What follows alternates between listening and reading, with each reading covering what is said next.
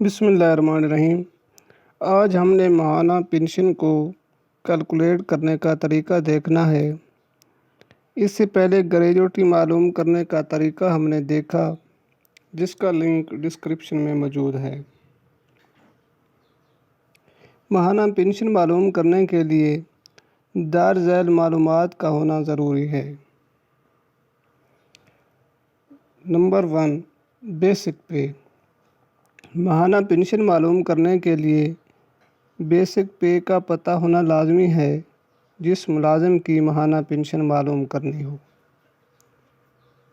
Number 2، service سال۔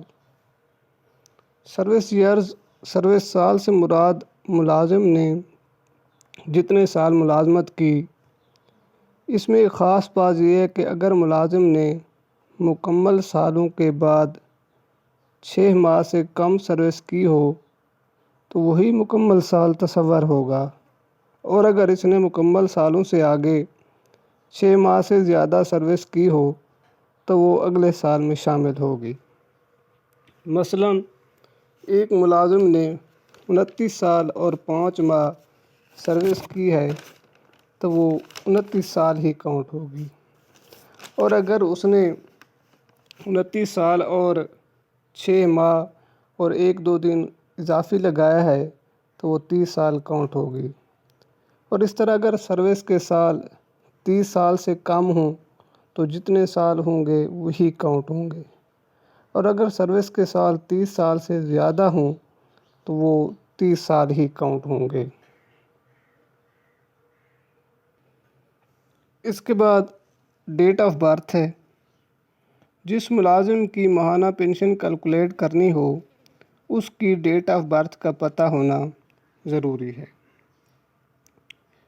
Next ہے date of appointment, کہ جس ملازم کی ماہانہ پنشن معلوم کر رہے ہیں اس کی ڈیٹ آف اپائنٹمنٹ کیا ہے۔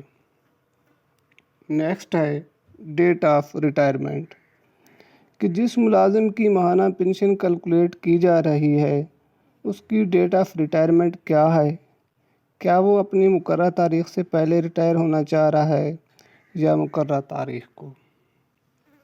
اس کے بعد ایج، کہ جس وقت ملازم ریٹائر ہو رہا ہے اس کی ایج کیا ہے۔ ایج میں ایک اہم بات یہ ہے کہ جس ملازم کی ماہانہ پنشن معلوم کر رہے ہیں اگر ملازم کی عمر مکمل سالوں سے 1 دن بھی زیادہ ہو تو اگلا سال تصور ہوگا۔ فرض کریں کہ اگر ایک سرکاری ملازم جب ریٹائر ہو رہا ہے تو اس کی ذاتی عمر 54 سال اور 4 ماہ یا 54 سال 1 دن بھی ہے تو وہ نیکسٹ ایئر یعنی 55 ایئرز کنسیڈر کیا جائے گا۔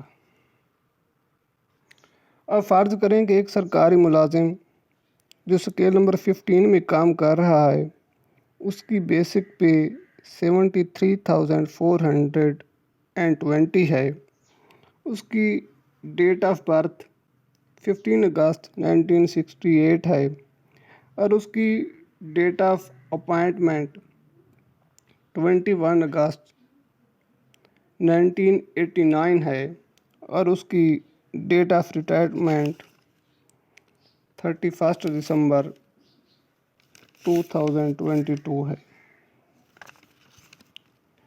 اب اس کی عمر جو 54 سال اور کچھ ماہ بن رہی ہے، جیسے ایج میں بتایا گیا ہے، اب اس کی ایج 55 ایئرز ہی کنسیڈر کی جائے گی۔ اور اب فارمولہ دیکھتے ہیں کہ فارمولے میں ہے بیسک پے ضرب 7 ضرب سروس ایئرز بٹا 300۔ اس کی بیسک پے 73,420 ہے، ملٹیپلائی 7 کریں گے، اور سروس جو 30 سال سے بھی زیادہ ہے لیکن 30 سال ہی کنسیڈر ہوگی، تقسیم 300 کریں گے تو 51,394 روپے آ گئی۔ اب 51,394 کا 65% لیں گے۔ ہم نے گریجویٹ میں 35% لیا تھا لیکن ماہانہ پنشن میں اس کا 65% لیں گے تو جواب آ جائے گا 33,446۔ روپے۔ اب یہ گراس گریجوٹی ہے۔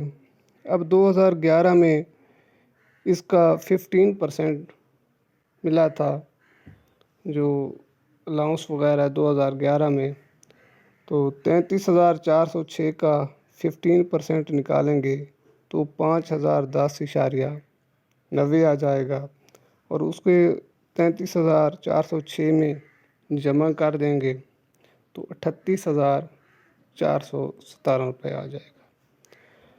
اب 2015 میں جو اناؤنسمنٹ ہوئی تھی گورنمنٹ کی، تو پنشنر کی 7.5% پنشن بڑھی تھی، تو پھر 38,417 کا 7.5% لیں گے تو 2,881 روپے آ جائے گا، اور اس طرح ٹوٹل 41,298 روپے بن جائیں گے۔